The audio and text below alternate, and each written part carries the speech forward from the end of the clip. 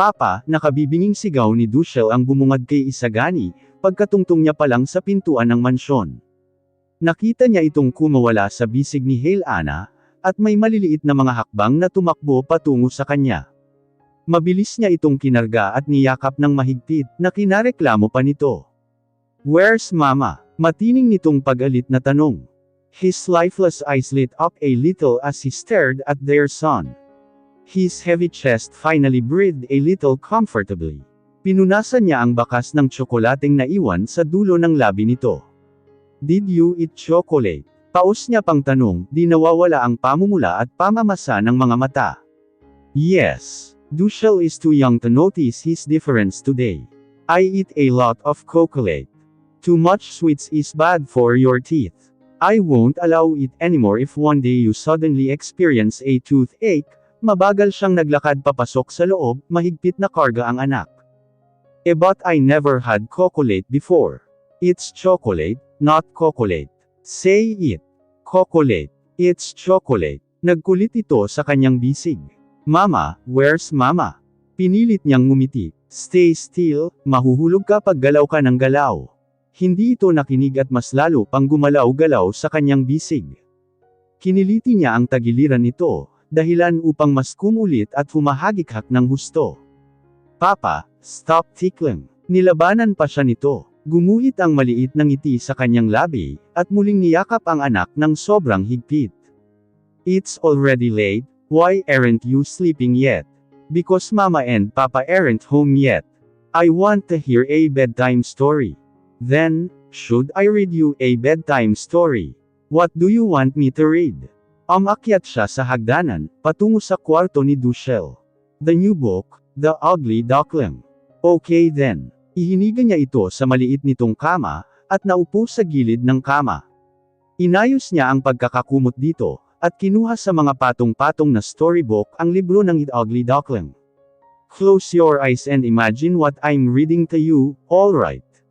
"Yes, Papa." Dushel was used to seeing both him and Alexa read him a bedtime story every night to make him fall asleep, so they would be able to do their own thing peacefully afterwards. Subalit ngayon ay siya na lamang ang mag-isang bumabasa ng istorya para sa anak. Once upon a time, there was a mother duck who laid a clutch of 6 beautiful little eggs.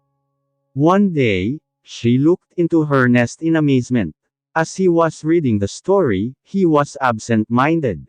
Binabasa man ang mga salitang naka-imprint sa libro, ay naririnig at lumalarawan pa rin sa isipan niya ang mga sinabi ng doktor kanina, bago siya umalis sa hospital. Muli ay lumabo ang kanyang paningin, dahil sa pangangilad ng mga luha. Subalit agad niya iyong pinunasan, upang patuloy na mabasa ang kwento. Ilang beses pa niyang kinlaro ang kanyang lalamunan, upang maintindihan ang kanyang sinasabi sa kabila ng pagiging paos. Nagbabasa lamang siya ng libro, subalit tila ba'y makikipagsapalaran pa siya laban sa bugzo ng damdamin. "Don't cry Papa," natigilan siya nang magsalita si Dushel. Nakamulat na muli ang mga mata nito, saka tumayo sa kama upang abutin ang pisngi niya. "Who's hurting Papa?" Mabilis na nagsipagbagsakan ang mga luha sa dalawa niyang mata, kasabay ng panginginig ng kanyang mga labi.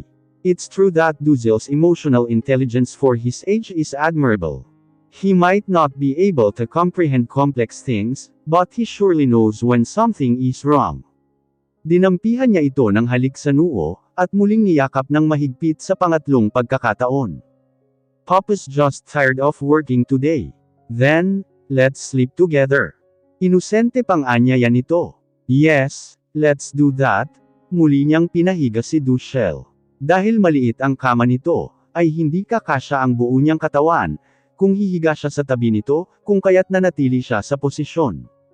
"Good night Papa. Good night son. Close your eyes na. I'll continue reading you The Ugly Duckling, until we both fall asleep, okay?" "Yes." Nang matapos sa pagbabasa, ay siniguro niyang mahimbing nang natutulog ang anak. Nanatili pa siya sa loob ng isa pang oras, bago napagdesisyonang lumabas. Sir Isagani. Sumalubong sa kanya si Panying, na naghihintay lamang sa labas ng kwarto. Sinuri nito ang itsura at agad na nag-alala. "Anong nangyari sa inyo sir? Nasaan si Ma'am Alexa?" hospital, pag-amin niya na kinagulat pa nito. Anong nangyari? Ayos lang ba siya? Sinasabi ko na bakit parang masama ang kutob ko, nung hindi pa kayo makabalik kanina. Huwag mong ipaalam kay Dushel, o sa kahit na sino rito at baka marinig niya, mabigat sa dibdib niyang sabi. Alexa had a car accident, and she's now in a comatose state. Napasinghap ito ng hangin, at natakpan ang kanyang bibig na mayroong nanlalaking mga mata, hindi makapaniwala sa sinabi niya. Papaano nangyari? Oh Diyos ko! Alexa, ano na lang ang mangyayari nito? Magiging maayos din naman kaya siya, Sir Isagani. He already knew that Panying had been traumatized by what happened to them 3 years ago. Bumabalangkas na sa mukha nito ang labis na pangamba, takot, at pagkawalan ng pag-asa. Don't worry. Alexa going to recover in no time. She has to be. Because he will do everything to save her. He will give her everything she needs to survive. Isa na roon ang kumuha ng pinakamagagaling na mga doktor na makukuha niya, para lamang sa seguridad na makakaligtas siya. He doesn't even care when Alexa wakes up, and doesn't remember him. He just wanted to see her eyes open again. Whatever happens, he will make sure those people pay big time. A life for life will be the only solution he'll execute. Starting with Raquel's birth mother, Elizabeth. It turns out that Raquel is Elizabeth's illegitimate daughter. Bago pa sila magsama ng kanyang ama, ay nagkaroon na ito ng anak sa ibang lalaki, na may mababang estado sa buhay.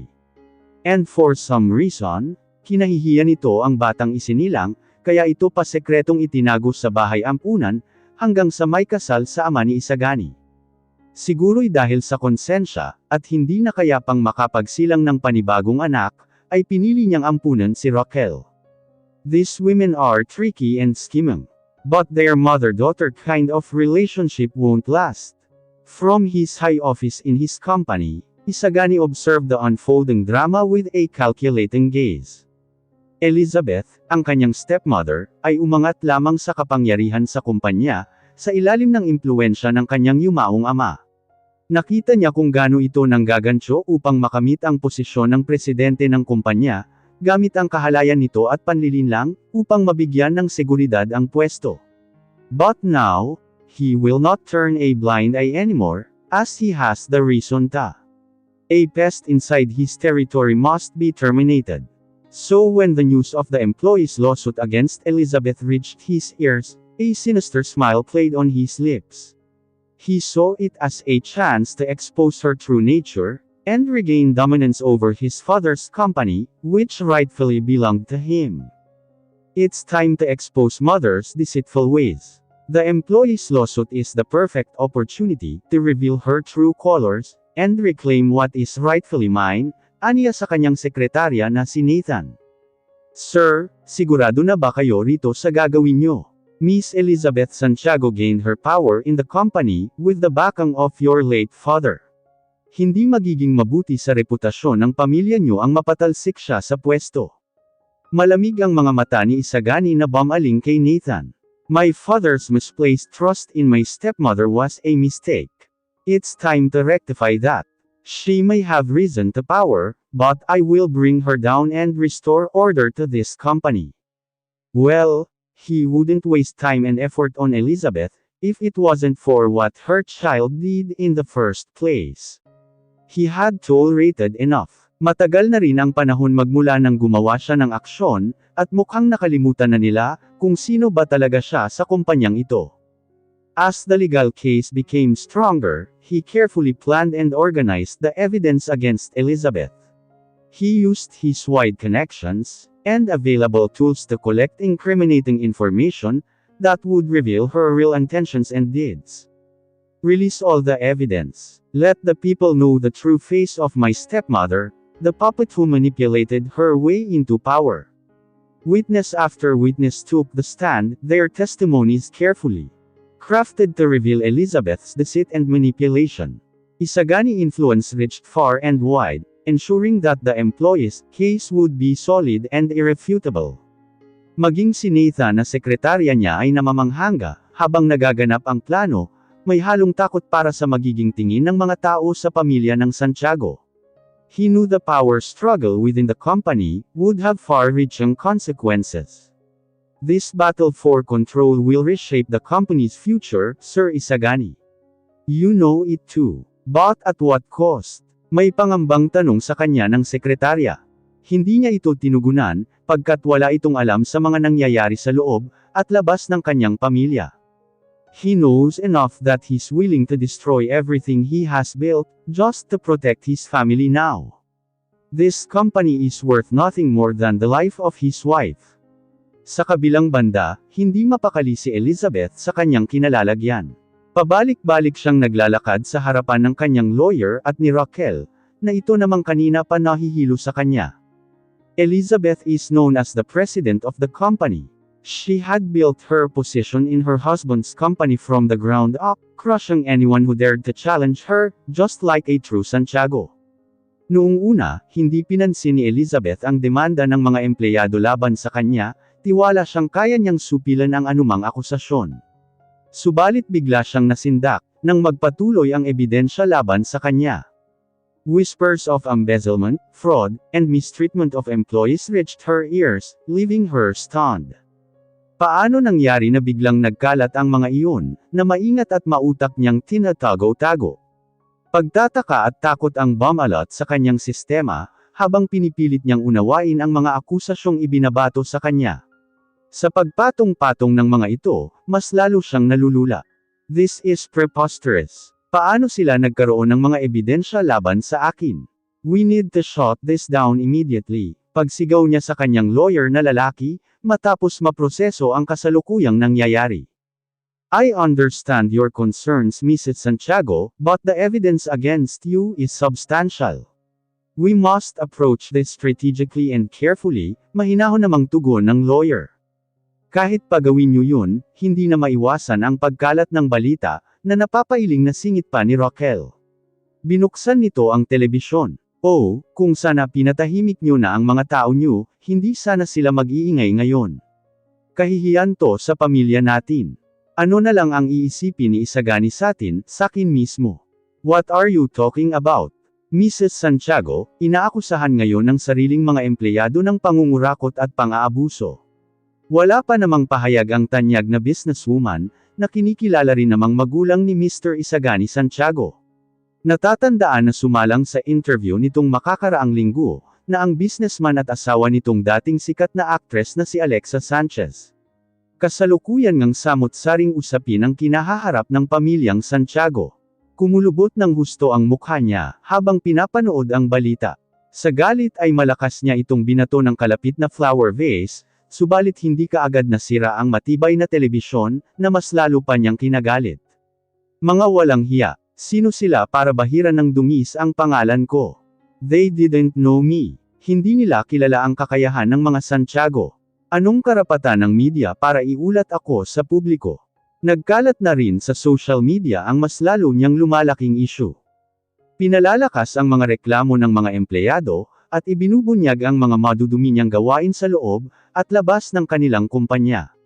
Sa isang iglap, ang dating tagahanga ng publiko, ay biglang nagbaling ng tingin sa kanya, humihiling ng mga sagot, na hindi siya handang ibigay. Nag-flash sa screen ng telebisyon, ang nangyayari ngayon sa labas ng kumpanya nila, ng yumaong asawa na si Roswell. Witness after witness took the stand, their testimonies painting a damning picture of Elizabeth's true nature. Ang mga empleyadong kanyang nilalapakan ay nagkaroon ng boses, ibinunyag ang lawak ng kanyang mga pagpapang-abuso, at ang hirap na kanyang idinulot. Mrs. Elizabeth Santiago greed knew no bounds. Ikinukuha niya ang pondo ng kumpanya para sa sariling kapakinabangan, iniwan kaming naghihirap, determinadong pahayag pa ng isang empleyado laban sa kanya, nang ma-interview ng reporter. Napaawang ang labi niya sa narinig. The audacity. Pwede kong ipadala ang mga tao ko, para pabagsakin niyang mga yanma, nang gagalaiti pang sambit ni Raquel. Ang palpak mo kasi kahit kailan. San sila nakakuha ng mga ebidensya, kung wala kang sablay? Nakakahiya. Shut up. Wala kang karapatang magsalita sa akin ng ganyan. Pagsigaw niya sa anak. Napakalakas ng ebidensya laban sa iyo Mrs. Santiago, seryoso ng pagsasalita muli ng kanyang lawyer. We need to consider our options carefully.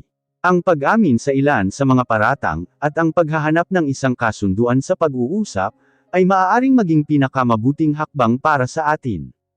Hinding-hindi ako aamin sa mga bagay na yun.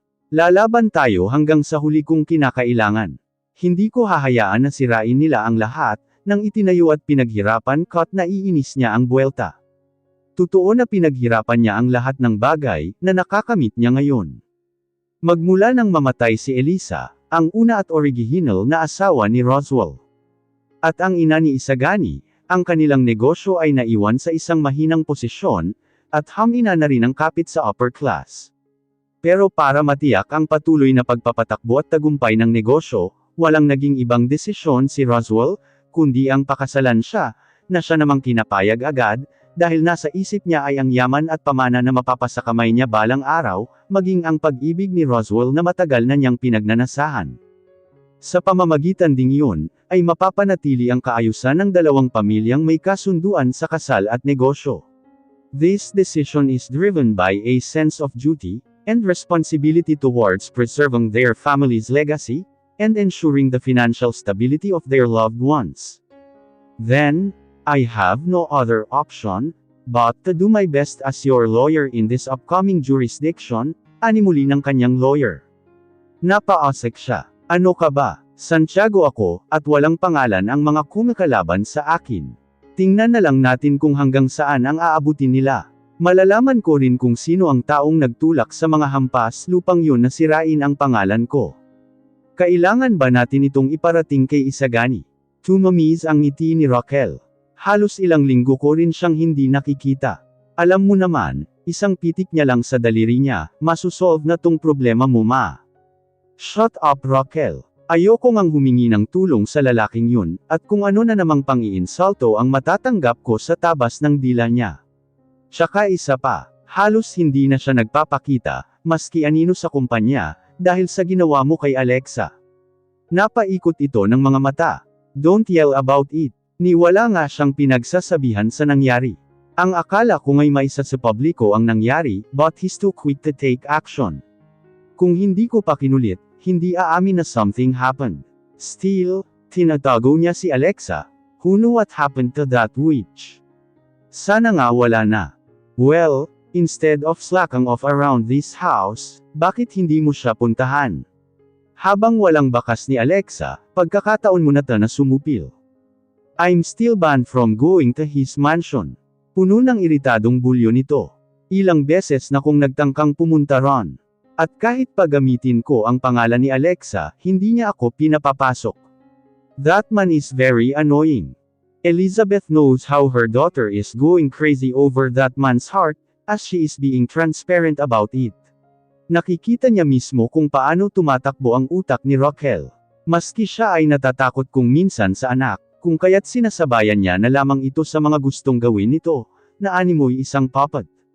Still, hindi ako hihingi ng tulong kay Isagani. I can wipe out all my enemies without his help. Hindi ko hahayaang mapatalsik ako sa pwesto sa kumpanya, at tuluyang masira ang pangalan ko, na ninindigan pa niyang saad. Kung ganun, maghanda na tayo para sa darating na hukuman, ani ng kanyang lawyer. As the trial neared its climax, ang kumpiyansa ni Elizabeth sa sarili, ay mabilis na nawasak. Ang kapit niya sa kapangyarihan, ay unti-unting nawawala, habang sinisira ng magagaling na abogado ng mga empleyado ang kanyang depensa. Ang kanyang pagtatangkang iwasan ang sisi, at ipatumba ang mga saksi ay nabigo sa bigat ng kanilang napakalakas na ebidensya laban sa kanya.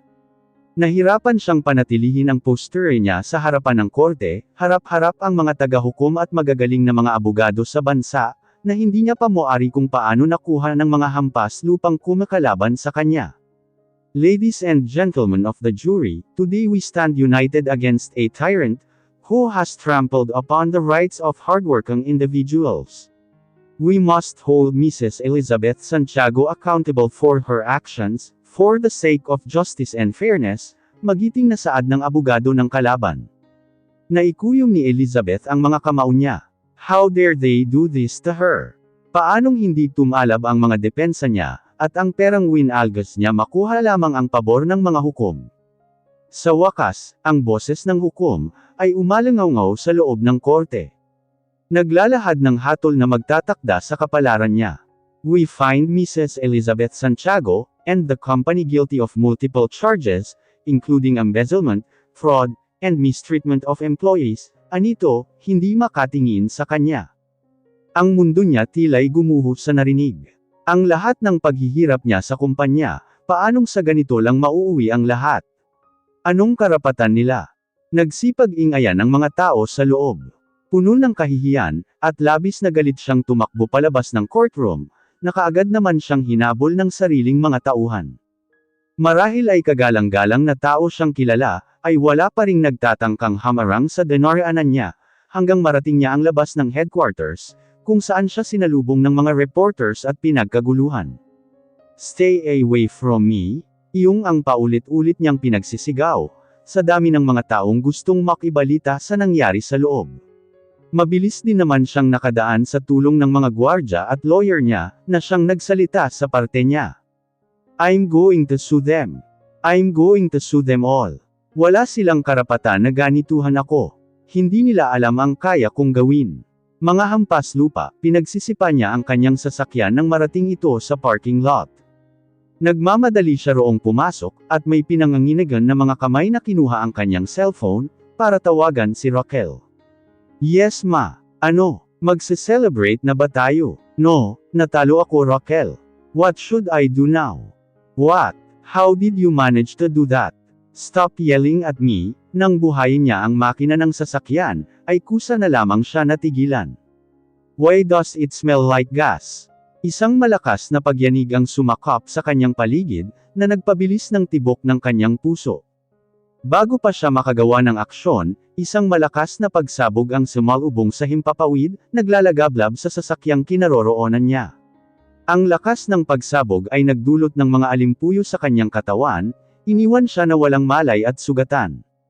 Ang mga taong nasa paligid, ay nagmadaling lumapit sa eksena, ang kanilang nagugulat na paghinga ang nagpuno sa hangin.